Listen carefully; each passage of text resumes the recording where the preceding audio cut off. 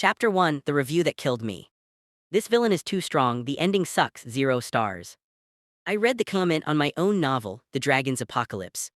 You try writing a 500-chapter novel on a diet of instant noodles and despair, I yelled at my computer screen. My name is Felix. I am the author of this trashy dark fantasy novel. I created the ultimate villain, Voron, the demon dragon king. He was cruel, heartless, and destroyed the world because he was bored. I reached for my energy drink, my hand shook. I knocked the can over onto the power strip. Zap. Blue light pained darkness. My last thought was, I hope I cleared my browser history. I woke up to the smell of sulfur and expensive incense. I opened my eyes. I was lying on cold black stone. My hands were tied with golden chains. I looked down. I was wearing a translucent, flimsy white robe that left nothing to the imagination. Oh no, I whispered. I looked up. I was in a massive cavern. Piles of gold coins, jewels, and charred bones were everywhere. I recognized this scene. I wrote it in chapter 1. I was the sacrificial bride, the useless extra who gets thrown into the dragon's cave to calm him down. In the book, Voron burns this character to ash in exactly 3 minutes. I have 3 minutes to live, I realized, panic rising in my throat. Think, Felix, you wrote this guy. What does he like? He hates humans, he hates noise, he hates everything. Boom. The ground shook. From the shadows he stepped out. Voron. He was 7 feet of pure intimidation, long black hair, jagged black horns curling from his temples, and eyes like vertical slits of molten gold. He was shirtless, his skin marked with black dragon scales that shimmered like armor. He looked at me with absolute disgust. Another one? Voron's voice was deep, vibrating in my chest like a bass drum. The humans keep sending me these weak, trembling things. Do they think I am a pet to be fed? He walked closer. The heat radiating from his body was intense. He raised a hand. A ball of black fire formed in his palm. Burn, Voron said boredly. I'm going to die. No, I am the author. I know his secret. I know why he is so grumpy today. Wait, I screamed, holding up my chained hands. Voron paused. The fire flickered. Any last words, insect? Your scale, I shouted, pointing at his left shoulder. The 3rd scale under your collarbone. It itches, doesn't it? Voron froze. His eyes widened. The fireball vanished. He stared at me. In the novel, Voron had a cursed scale. It caused him agonizing pain and itching that drove him mad, but he couldn't reach it to scratch it, and his magic didn't work on it. It was the reason he burned the first sacrifice. He was just irritable. How? Voron stepped closer, his expression shifting from boredom to dangerous suspicion. How do you know about the itch? I know a lot of things, I lied, sweating buckets. I am a oracle. Yes, I was sent to help you. Voron narrowed his eyes. He moved instantly, grabbing my neck. He lifted me off the ground like a rag doll. You are a human, he hissed, his face inches from mine. Humans are liars. I can fix it, I choked out, kicking my legs. I have small hands. I can get under the scale. Just let me try. If I fail, you can eat me. Voron stared at me. He looked at his shoulder, then at my hands. He was in pain. He hadn't slept in a week because of that cursed scale. He dropped me. I hit the floor hard. Do it, Voron commanded, sitting on his throne of skulls. If you scratch me, I kill you. If you tickle me, I kill you. If you take too long, I kill you. I scrambled up, shaking. Great options, Felix. I walked up to the most dangerous creature in existence. He smelled like smoke and blood. I reached out and touched his shoulder. His skin was burning hot. I found the cursed scale. It was blacker than the others, pulsing with dark magic. I used my fingernails. Thankfully, I hadn't cut them, and carefully, very carefully, slid them under the edge of the scale. I applied pressure. Voron stiffened. A low, rumbling sound came from his chest. It sounded like a purr, no, a growl. Higher, Voron gritted out, his eyes closing, to the left. I moved my finger. I scratched the spot that had been bothering him for centuries. Voron let out a long, shuddering breath. His tension melted. His tail, which I hadn't noticed before, twitched on the floor. Oh, that's the spot, Voron mumbled, his terrifying aura fading slightly. I kept scratching for 5 minutes. My fingers hurt, but I didn't stop. Finally, Voron opened his eyes. The gold was less angry, more hazy. He looked at me. I stopped scratching and stepped back, bowing. Is that better, Your Majesty? Voron looked at his shoulder. The pain was gone. He looked at me. A slow, dark smirk spread across his face. You are useful, Voron decided. He stood up. I braced myself to be released. Instead, he grabbed the golden chain attached to my wrists. He yanked me forward until I crashed into his hard chest. I'm not eating you, Voron declared. Oh, thank God. You are my new personal scratcher, Voron said, wrapping his tail around my waist to keep me in place. You will stay in my room, you will sleep by my bed, and whenever I itch, you will be there. I looked at the giant dragon tail wrapped around me. I survived, I thought, but I think I just became a glorified back scratcher for a demon king. Chapter 2, The Pet's Guide to Sleeping on Gold.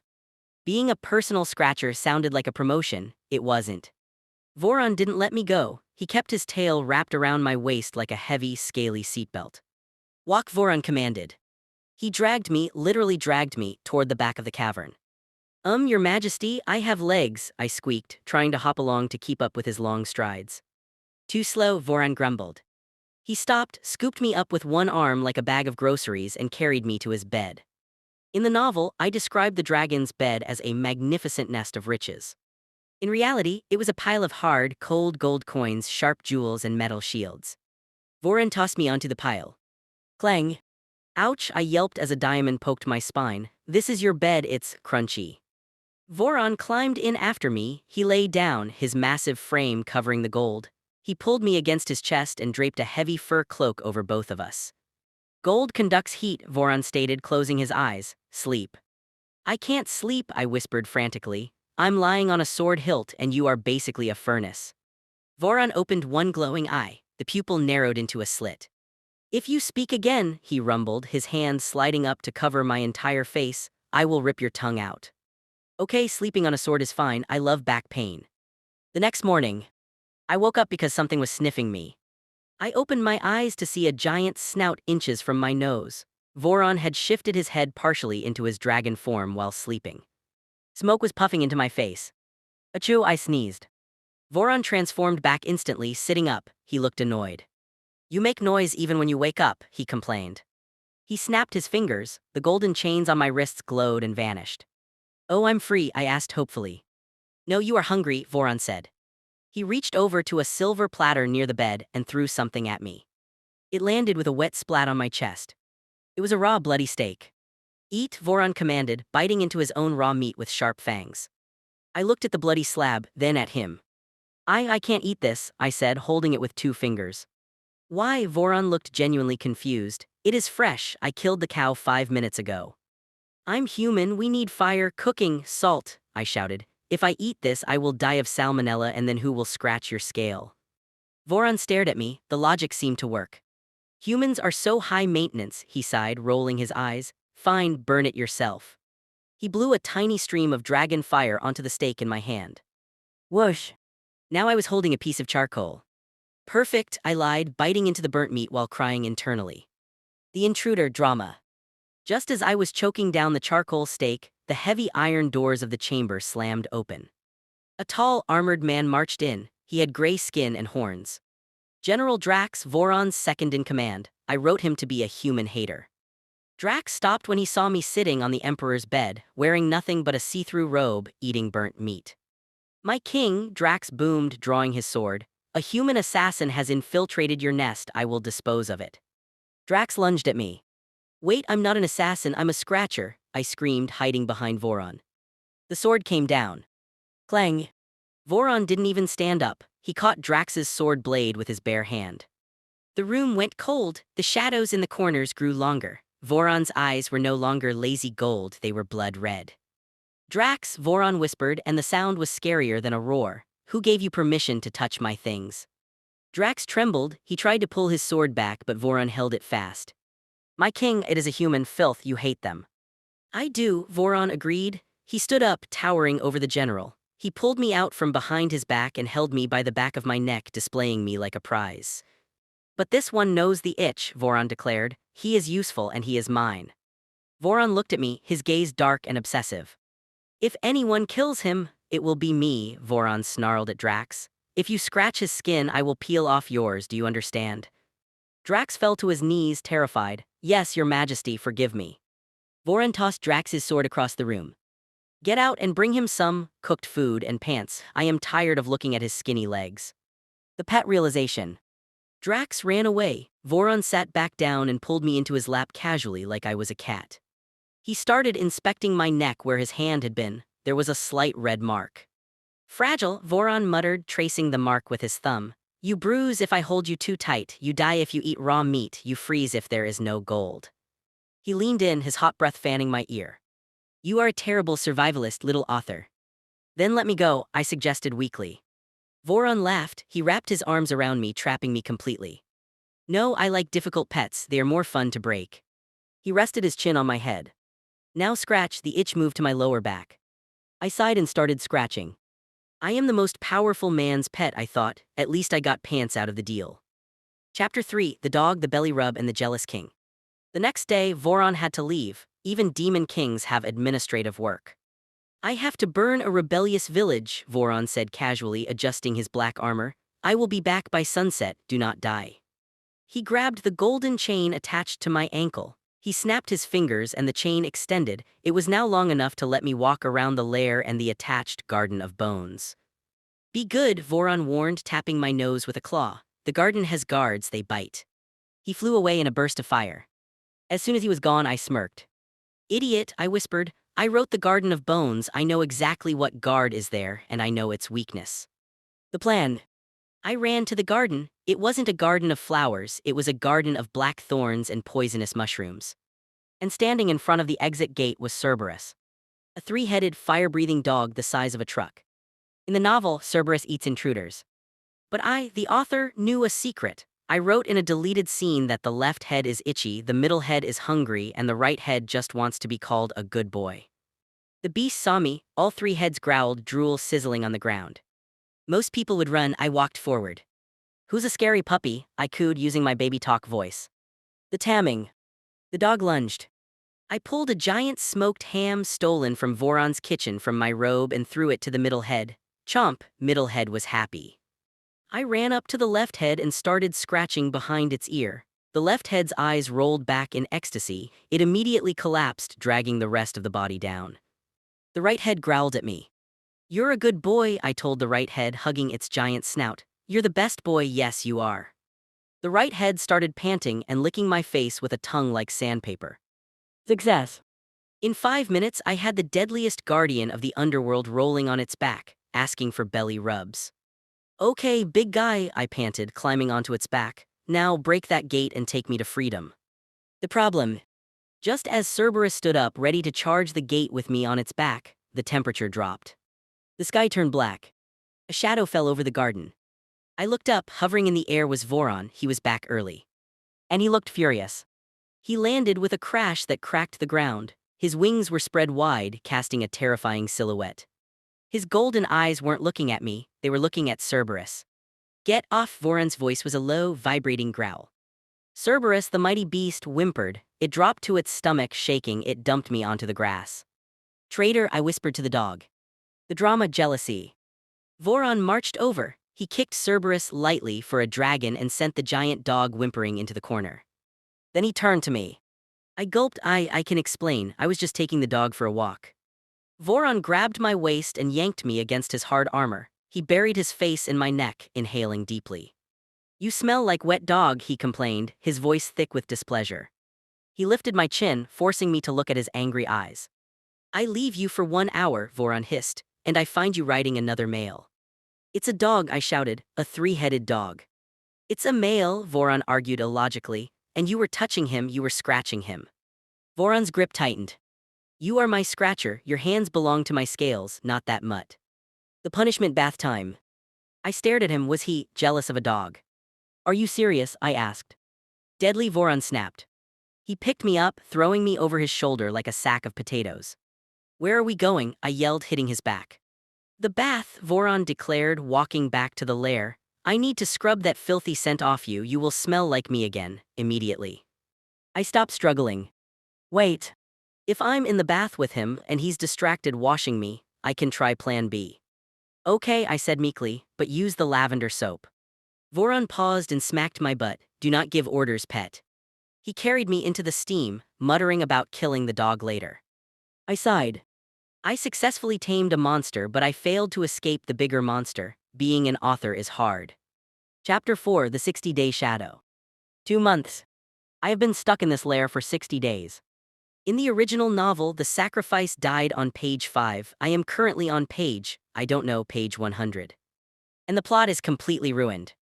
Why? Because Voron has developed severe separation anxiety. Move your arm, I grumbled, trying to drink my tea. No, Voron replied, his eyes closed. We were in the throne room. Voron was holding a meeting with his generals about invading the West, but instead of sitting on his throne like a normal, terrifying king, he was sitting on the throne, with me on his lap. His tail was wrapped around my ankle, his chin was resting on my shoulder. My lord, General Drax coughed awkwardly, about the siege weapons. Build more, Voron mumbled into my neck, he sniffed. You smell like lavender, good. I sighed, I can't breathe, you giant lizard. Breathing is optional, cuddling is mandatory, Voron retorted. I realized something terrifying. He wasn't keeping me alive because I scratched his itch anymore. The itch was gone. He was keeping me because he was addicted. Chapter 5, The Banquet of Monsters. That evening, there was a grand banquet. All the demon lords from the neighboring territories were invited. Do I have to go? I asked, hiding under the blanket. They eat humans. They will eat around you, Voron said, pulling me out. He dressed me in black silk and gold, matching his own outfit. You are not the food, Felix, you are the empress. I'm the what? Let's go. The banquet hall was loud. Demons, orcs, and vampires were feasting. When Voron walked in holding my waist, the room went silent. A human alive beside the Dragon King. Lord Malagar, a arrogant vampire duke, stood up. My king, Malagar sneered, looking at me with hungry red eyes. Why do you bring a snack to the high table if you are not going to eat him, may I? Voron's aura exploded. The wine glasses on the table shattered. Malagar, Voron's voice dropped to a demonic growl. Look at him again and I will pull your eyes out. Chapter 6, The Awakening, the author's voice. Malagar was drunk and stupid, he didn't back down.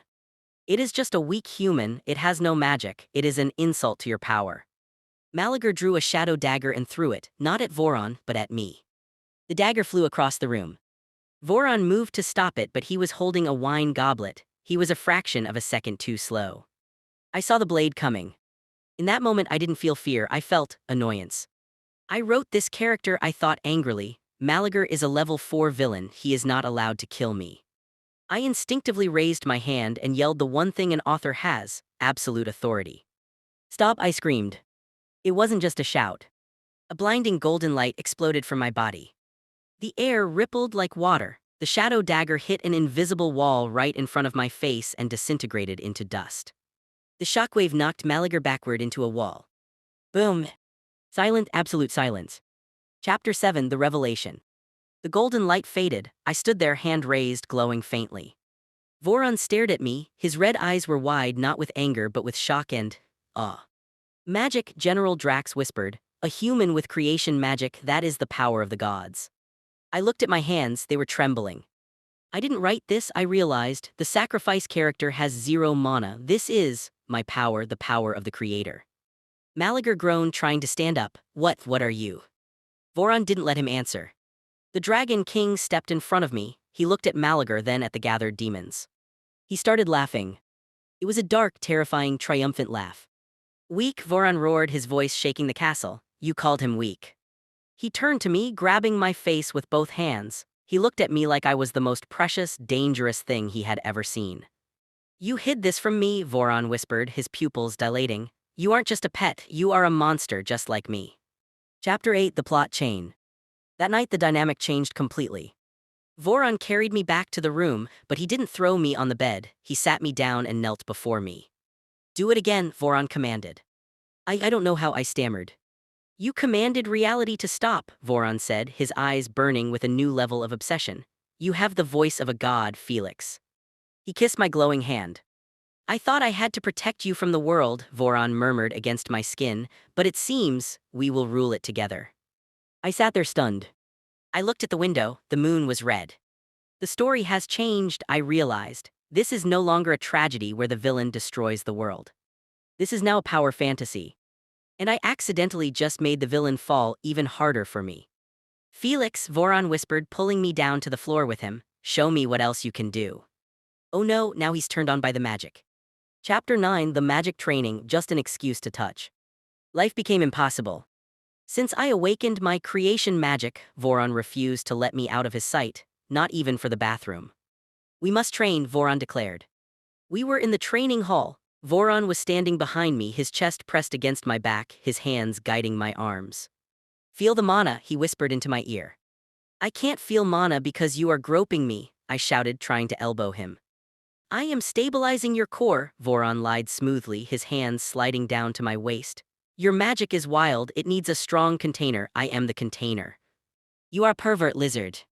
Voron chuckled, biting my earlobe, and you are my powerful little mage, now explode that target or I'll bite harder. I blasted the target to dust just to make him stop. I have to leave, I thought desperately. If I stay here, I won't be the author anymore. I'll just be the dragon queen. I need to find the saint, the protagonist. Only the saint can seal Voron away or at least distract him so I can go home. Chapter 10, The Sleep Command, The Successful Escape. That night, I put my plan into action.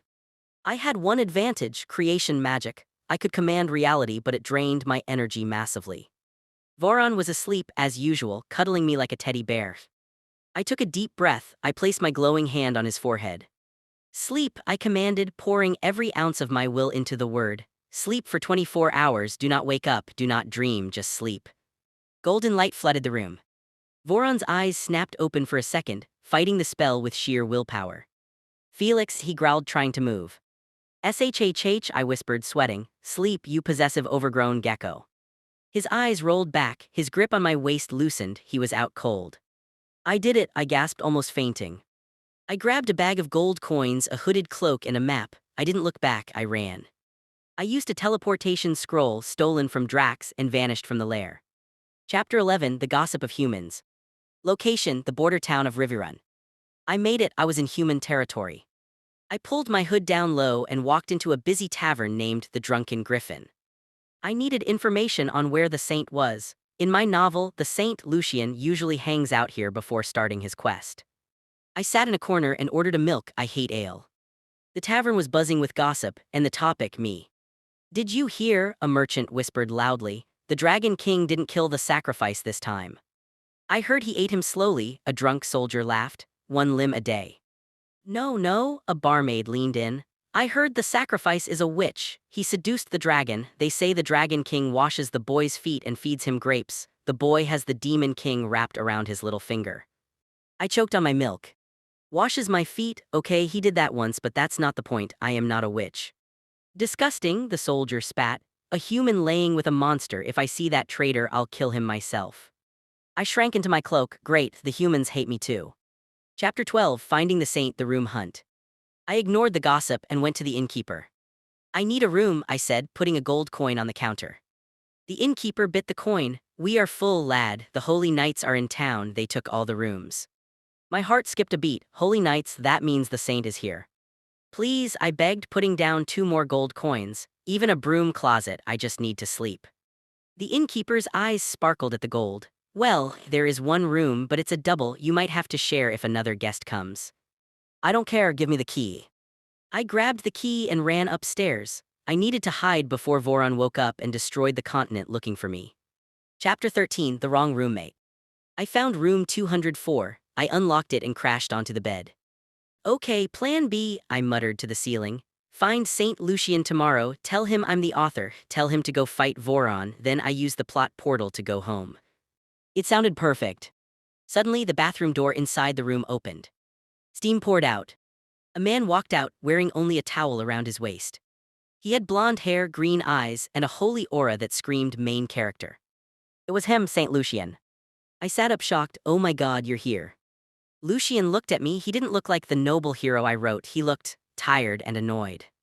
Who are you? Lucian asked, wiping his wet hair. I told the innkeeper I didn't want a roommate. I'm a huge fan, I lied. I'm Felix.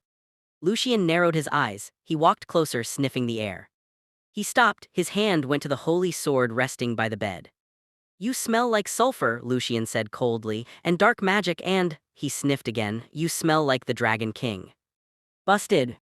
I forgot I had been sleeping in Voron's bed for 2 months. I was marinated in dragon scent. I can explain, I raised my hands. Lucian drew his sword, the tip pointed at my throat. Are you a spy? Lucian asked. Or are you the witch everyone is talking about? Before I could answer, the floorboards of the inn started to vibrate. Thump, thump, thump. It wasn't footsteps, it was a heartbeat, a massive, angry heartbeat echoing from miles away. I looked out the window. In the distance, toward the dragon's lair, a pillar of black fire shot up into the sky, piercing the clouds. A roar echoed across the entire kingdom, shattering the windows of the tavern. Felix. The roar was so loud it shook the inn. I turned pale. Voron woke up early, and he is pissed. Lucien looked at the black fire, then at me. Lucien lowered his sword, looking terrified. What did you do to the dragon? I might have put him in a timeout, I whispered, and now he's coming to ground me. Chapter 14, The Saint's Misunderstanding. The roar died down, but the ground was still shaking. Lucien stared at me. The dragon is coming for you. Yes, I packed my bag frantically, and if he finds me, he will turn this town into a barbecue. We have to go. Lucien grabbed my wrist. His grip was firm but gentle, so different from Voron's crushing hold. I will protect you, Lucien declared, his green eyes shining with heroic determination. You are a victim. He brainwashed you with dark magic. Sure, let's go with that, I lied. We fled the town on Lucien's white horse. As we rode, Lucien kept glancing at me. He saw my messy hair, my panicked eyes, and my strange knowledge of the world author knowledge. You are fascinating, Felix, Lucien murmured, tightening his arm around my waist to keep me steady. You faced the beast and survived. You have a strange light about you. Great, I thought. Now the hero is catching feelings. This wasn't in the plot either. Chapter 15, The Long Cold Nights Missing the Monster. The journey to the Holy Border took 4 days. They were the longest 4 days of my life. Day 1, it rained. I was shivering. Lucien offered me a thin blanket. I lay awake, freezing. My body missed the intense heat of Voron's skin. I missed the heavy weight of his arm pinning me down. Day 2, we ate dry bread. I chewed it sadly. Voron used to hand-feed me grapes and roasted lamb. Day 3, I sat by the campfire. Are you okay? Lucien asked, sitting close to me. You look sad. I'm just tired, I whispered. But deep down I knew the truth. I missed him. I missed his grumpy face. I missed his possessive growls. I missed the way he looked at me like I was the only star in his dark sky. He loves me, I realized, poking the fire. In his own twisted monster way, he loves me. But I can't go back, I told myself firmly. I am a human, he is a dragon, I can't be a pet forever, I need freedom. Chapter 16, The Border Showdown. Day 4, we reached the Great Stone Bridge. Across this bridge was the Holy Land. Dragons couldn't enter there due to an ancient barrier.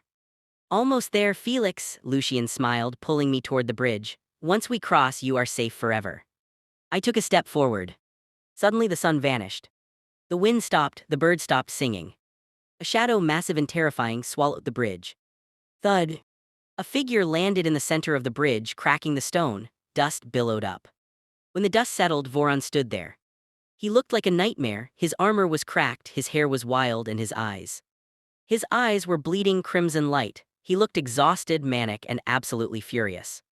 He ignored Lucien. He ignored the holy barrier sizzling against his skin. He stared only at me. Found you, Voron whispered. The sound carried across the wind like a death sentence. Chapter 17, The Jealous God versus the Hero. Lucien drew his holy sword. Stay back, monster, he doesn't belong to you. Voron finally looked at Lucien. He looked at Lucien's hand holding my arm. A vein popped in Voron's neck. You touched him, Voron said, his voice deceptively calm. I am saving him, Lucien shouted. Holy strike. Lucien swung his sword, releasing a beam of light. Voron didn't even dodge. He caught the holy sword's blade with his bare hand. Blood dripped from his palm, but he didn't blink. Snap. Voron broke the holy sword in half like a twig. He backhanded Lucien. Bam. The saint, the strongest human warrior, flew 50 feet and crashed into a rock, knocked unconscious instantly. Weak Voron spat. He turned to me. Now Voron stepped closer, the heat radiating from him melting the stones. It's just us. Chapter 18, The Punishment, The Kiss. I backed away until my back hit the railing of the bridge. Voron, wait, let's talk.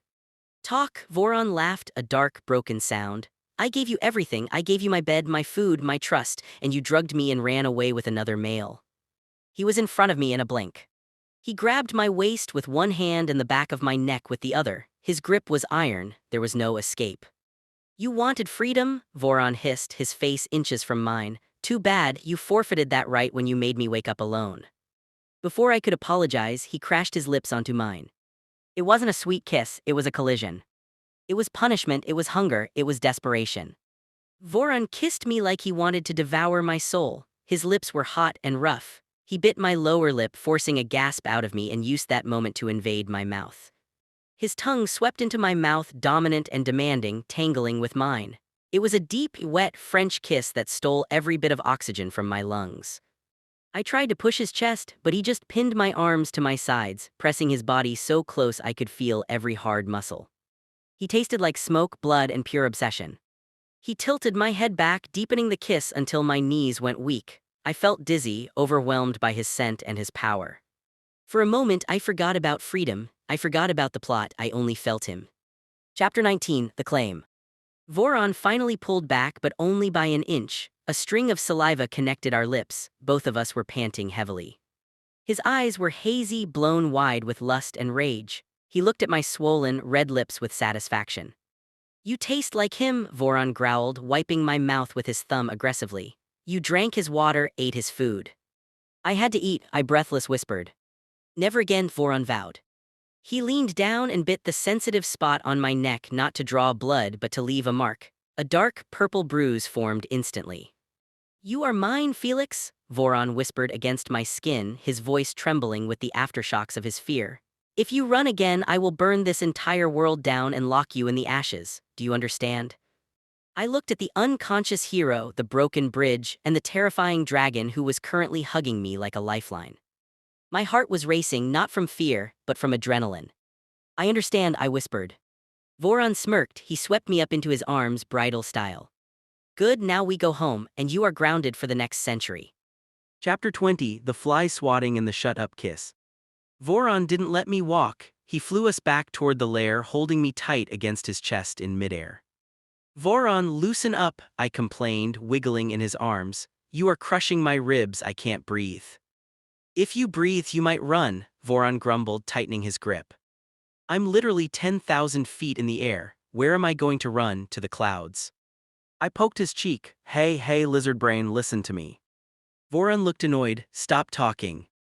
"No, let me go or I will sing," loudly.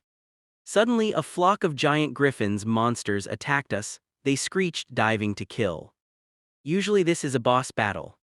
Voron didn't even look at them. He raised one finger while still staring at me. Snap! A wave of black gravity crushed the griffins instantly. They fell out of the sky like dead mosquitoes. "Annoying flies," Voron muttered. Then he looked back at me. "You were saying." I gulped. I said, "You're annoying." Voron's eyes darkened. "And you are too loud." He swooped down, landing on a mountain peak. He pinned me against a rock. "You want to tease me?" Voron growled. He smashed his lips against mine again. This time I didn't fight. I opened my mouth and he took it as an invitation. He kissed me deeply, his tongue exploring my mouth with a possessive rhythm. It was wet, messy, and hot. He sucked on my tongue so hard I saw stars.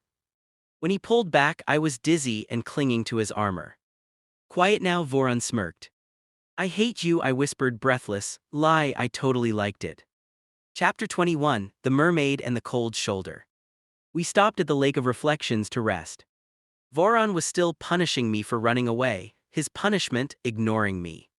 He sat on a rock, sharpening his claws, refusing to look at me. Suddenly the water bubbled.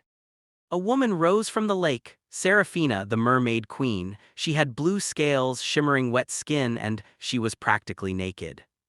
"Voron," Seraphina purred, swimming to the edge. "It's been centuries, you look tense." She reached out and placed a wet hand on Voron's knee. "I am busy," Seraphina, Voron said, but he didn't push her hand away. He just kept sharpening his claws, ignoring me. I stood there boiling. "Excuse me," I run away and I get grounded. She touches his knee and he just sits there. "Voron," I called out. He didn't answer. He continued talking to the mermaid about territory borders. Seraphina laughed, flipping her wet hair. "Oh, Voron, you always were the strongest male." That was it, my brain snapped. "Oh, you want to play the jealousy game? I invented this trope." Chapter 22, The Breakout Magic Tantrum. "Hey, Scalyface," I shouted. Voron finally looked at me, raising an eyebrow. "I told you to sit and reflect on your sins." "Reflect on this," I yelled. I raised my hand, creation magic surged. "Teleport," I commanded. Voron's eyes widened. "Felix, don't you dare." He lunged to grab me, but he was too slow. Zap! Gold light exploded. I vanished from the lake, leaving Voron grasping at empty air. Voron roared so loud the lake water evaporated. Seraphina dived back down in terror. I am going to chain him to the bed, Voron vowed, his eyes glowing red, permanently. Chapter 23, The Drunk Author and the Poor Victim. I teleported to the nearest demon city. I stormed into a bar called the Burning Skull. It was full of orcs, goblins, and lesser dragons. Bartender, I slammed a gold coin on the table. Give me your strongest drink, the one that makes you forget dragons exist. The bartender gave me a mug of glowing green slime. I drank it, all of it. 10 minutes later, I was wasted. I was angry, I was drunk, and I wanted revenge. I saw a lizardman sitting in the corner. He looked like a budget version of Voron. Green scales, small tail, kind of pathetic. I stumbled over and grabbed the poor lizardman by his collar. "Me," the lizardman squeaked. "Dance with me," I commanded. "Sir, I don't dance." "Shut up and dance," I yelled, my magic flaring. The music started playing. I pulled the terrified lizardman onto the floor. I grabbed his scaly hands and put them on my waist. "Touch me," I shouted drunkenly. "Hold me tighter, let's make him jealous." The lizardman was shaking. "Sir, please, you smell like the Demon King, I don't want to die." "He doesn't care," I laughed bitterly, spinning around. "He likes fish ladies, so I like lizards. We are a couple now. What's your name? Doesn't matter, you're my boyfriend." Chapter 24, The King Arrives, Doom. The bar was lively. I was grinding against the poor lizardman who looked like he was about to cry. Suddenly the music stopped. The candles blew out. The temperature dropped to absolute zero. The front door of the tavern didn't open, it melted. A figure stepped in. Voron. He looked like the apocalypse. Black aura radiated from him, cracking the floorboards. His eyes were not just red, they were black holes of rage. Every demon in the bar fell to their knees in terror. Except me, I was too drunk. I looked at Voron and hiccuped. "Oh look, it's the fish lover." Voron's gaze moved to the lizardman's hands, which were still hovering near my waist. "You," Voron whispered. The sound shattered all the glass mugs in the room. The lizardman screamed. "I didn't do it, he forced me." Voron walked forward, the crowd parted. He grabbed the lizardman by the neck and tossed him, literally threw him through the roof of the tavern. "Yeet." Then Voron turned to me. Chapter 25, The Drunken Confessions. Voron grabbed my waist, pulling me so hard I crashed into his armor. "You have a death wish," Voron hissed, smelling the alcohol on my breath. "Dancing with another male, letting him touch you." "He was nice," I slurred, poking Voron's chest. "He didn't ignore me, he didn't talk to mermaids." Voron froze. "Mermaids." "Seraphina," I yelled, tears suddenly filling my eyes. Drunken emotions are wild. "She touched your knee, and you let her. You like her more because she has scales and I'm just a squishy human." Voron stared at me. His anger vanished instantly, replaced by shock. You were jealous?" Voron asked, his voice softening. "I was not," I sobbed. "I was purely, professionally offended." Voron started laughing, a deep, dark, satisfied laugh. "You possessive little idiot," Voron smirked. "I ignored you because I was angry, and I didn't push her because I was thinking about how to punish you." He lifted me up, my legs wrapping around his waist instinctively. "Well," Voron whispered, his lips brushing mine, "now I know exactly how to punish you." "How?" I whispered, suddenly sober enough to be scared and excited. "I'm going to take you home," Voron growled, "and I'm going to make you scream my name until you forget every other person exists." Chapter 26, The Bath of Fire and Ice. Voron didn't walk, he shadow-stepped us straight into his private bath chamber. It was a massive room made of black marble, with a steaming pool of water fed by a dragonhead fountain. He kicked the door shut and dropped me onto the cold stone edge of the pool. "Ouch, my royal butt," I complained, pouting. "You're so rough, is this how you treat your boyfriend?" Voron stood between my legs, looming over me like a dark god. He began unbuckling his armor, piece by heavy piece. "You are not my boyfriend," Voron growled, his voice vibrating with suppressed need. "You are my trouble, and tonight you are going to pay for every second you made me jealous." I giggled, the green alcohol making my body feel like it was on fire. Jealous, you were the one flirting with the sushi woman.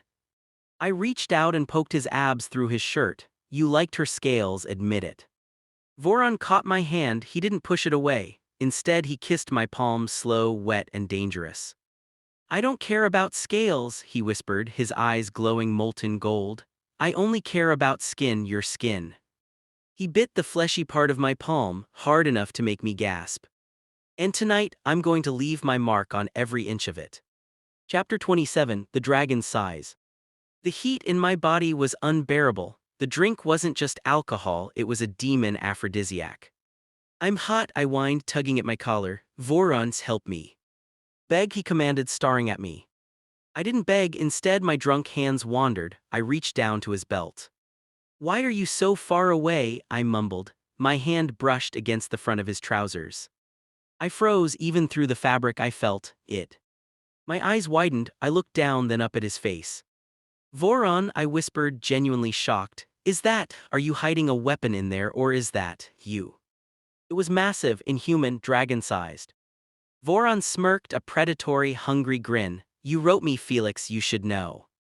I wrote big energy, I squeaked. I didn't write tree trunk. The fear should have made me run, but the alcohol and the desire made me reckless. I want it, I whispered, my voice trembling. Chapter 28, The Predator Feeds. Voron's control snapped. You have no idea what you just asked for, he growled. I'm going to eat you alive. He didn't undress me, he ripped my shirt open. Buttons flew across the bathroom, hitting the walls like bullets. He pulled me into the steaming water, pressing my back against the rough stone wall of the pool. His lips crashed onto mine. It wasn't a kiss, it was a raid. His tongue forced my mouth open, sweeping through, tasting the alcohol and the desperation. He sucked on my tongue, biting my lower lip until I tasted copper blood. MMPH Voron. His hands were everywhere, rough, possessive, claiming. One hand gripped my hair, tilting my head back so he could attack my neck. He bit down on my pulse point.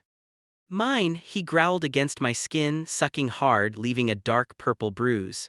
Everyone will see this tomorrow, everyone will know who owns you. Chapter 29, The Bathroom Punishment. I wrapped my legs around his waist in the water, desperate for friction. Voron, please, now, I moaned, arching my back. He didn't wait, he gripped my hips, his fingers digging into my flesh and thrust into me. AHH, I screamed, burying my face in his shoulder. It was too much, too big, too deep, but it was exactly what I needed. He moved with a relentless, punishing rhythm. The water splashed violently around us, echoing my gasps and his low, animalistic growls. Say it, Voron demanded, thrusting harder, hitting that spot that made my vision blur. Who do you belong to? You, I sobbed, my nails scratching down his back. I belong to you, Voron, please. He flipped me around, pressing my chest against the cold, wet stones, taking me from behind. The contrast of the hot water, the cold stone, and his burning body was overwhelming. He bit my shoulder blade, his hips slamming into me with a force that shook my entire soul. I'm never letting you leave, he gritted out, his voice broken with pleasure. You are locked here forever. Chapter 30, The Bedroom and the Aftermath. I thought it was over, I was wrong. Voron pulled out, leaving me trembling and weak. He didn't let me rest. He lifted me out of the water, dripping wet, and carried me to the bedroom. He threw me onto the pile of furs, thankfully not the gold coins this time. He crawled over me, his eyes dark with an insatiable hunger. Round 2, he whispered. He lowered his head to my chest. He swirled his tongue around my nipple, teasing it before biting down gently. Ah, Voron. He moved lower, kissing every scar, every inch of skin, worshipping my body while destroying me at the same time. He spread my legs again. Look at me, Felix, he commanded. I looked into his golden eyes, I saw the monster I had written, I saw the king I had tamed. I love you, I whispered, broken and happy. Voron kissed me slow and deep, as he pushed inside me again. I worship you, he replied. And that night, the Dragon King didn't sleep, and neither did the author.